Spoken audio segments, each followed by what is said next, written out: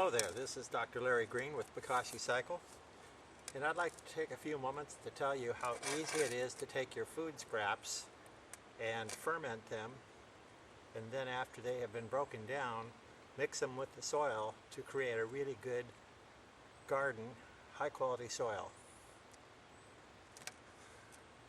You can find a lot more information on the process at Bokashicycle.com. Bokashicycle.com. What we have is a fermenting system that is airtight when the seal is placed on the fermenter, and in the process of adding food scraps and sprinkling the surface of each layer as we fill this system, the food scraps are digested, broken down by the enzymes the microbes produce into very small molecules that are then placed in the soil, mixed with the soil to feed the microbes in the soil. And in this process, what we've done is gotten away from the food waste being disposed of in the garbage can where it would end up in a landfill. We don't want to send it out and compost it because that produces a lot of greenhouse gases, and it's certainly not very efficient. This process is rapid, gets rid of the garbage smell, creates a situation that won't attract rats or vermin. Animals won't touch the material after it's been fermented. And in the soil, it's going to break down the rest of the way and feed the soil creatures, including earthworms, springtails, a variety of different organisms that are natural to the soil, and in the process increase their numbers and their populations. And that's extremely good for your plants.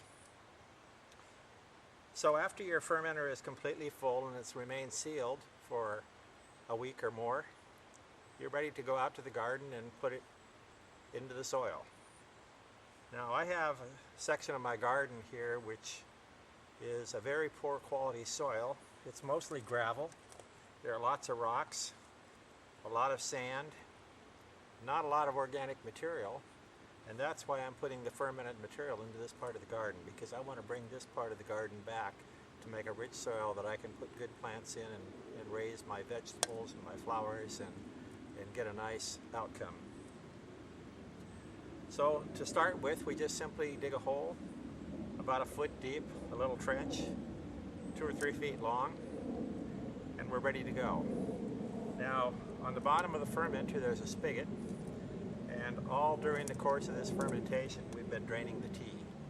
That's the liquid that's formed as the microbes are breaking down the waste material.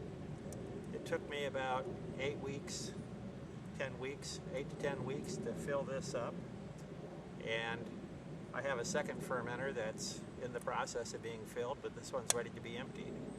By using the 2 fermenters, one that's being used, the other one that's completing its process, I'm able to continually cycle all of my food waste, and I never have to visit my garbage can. So we've made a hole in the ground. It's about a foot deep, about 2 to 3 feet long, and we're going to pour the contents of this material into the bottom of the hole. You'll notice that there's a lot of white fungus growing material, and that's perfectly normal. That's actually good stuff. It'll go right back into the soil, and it'll help in the process. And I'm just taking a trowel to scrape some of this material into the bottom of the hole.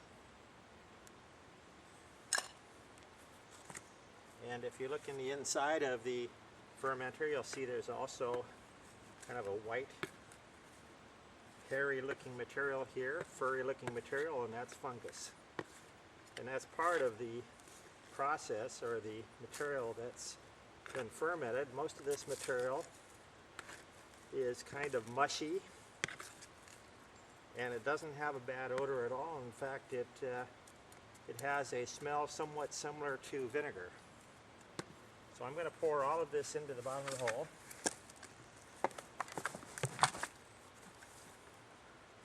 There we are. And I'll scrape the bottom around here a little bit.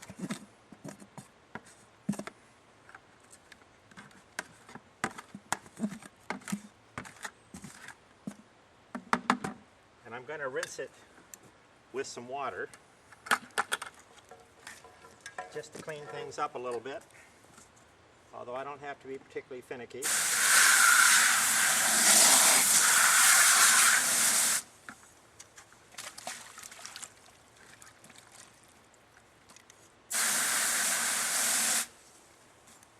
And I'll pour that right on top of all my fermented waste material.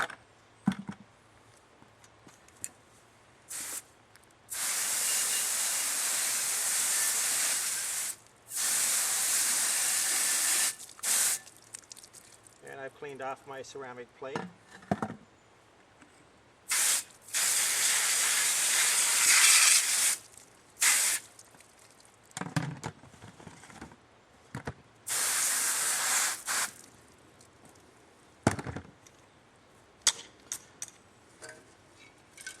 So it took just a few minutes to dig a hole, to pour all the fermented material into the bottom of the hole, to rinse out the fermenter. You'll notice that there are some eggshells here that are still recognizable. I can see traces of an onion and some other vegetable material, but most of this material is not very recognizable, but it really doesn't matter because it's been changed chemically. So when I mix it around with the soil microbes are going to come in and the earthworms are going to come in the next few days, and they will finish the process off. I can put anything that I want to ferment, dairy products, meat, cooked or uncooked, vegetables, fruits, anything that's organic, the microbes will break down. So the first thing I'm going to do is mix this around a little bit in the bottom of the hole. Then I'm going to take some scoops of soil, put it on top.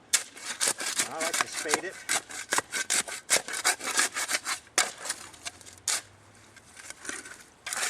The key here is to mix it up a little bit, get it intimately involved with the soil.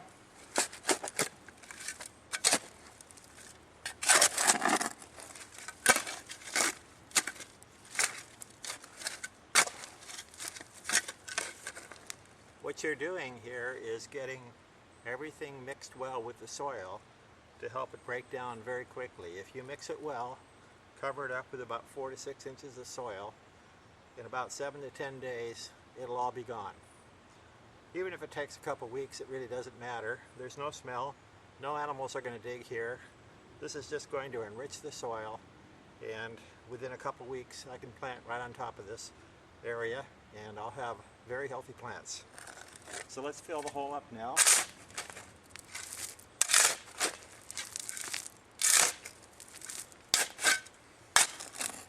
I'm still mixing.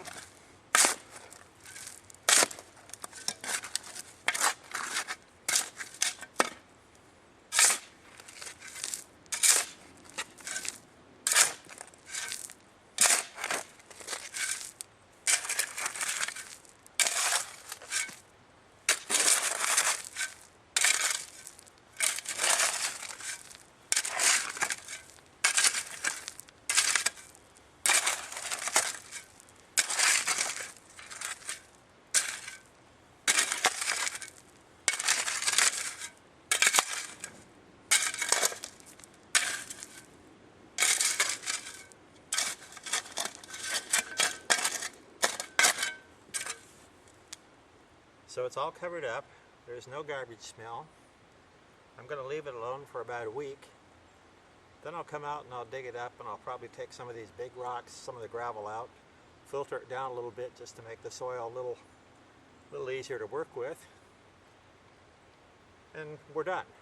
So about every 6 to 8 weeks I need to come out and spend 10 to 15 minutes, dig a hole, pour the material in, mix it with the soil, rinse it out, cover it up, and I'm done.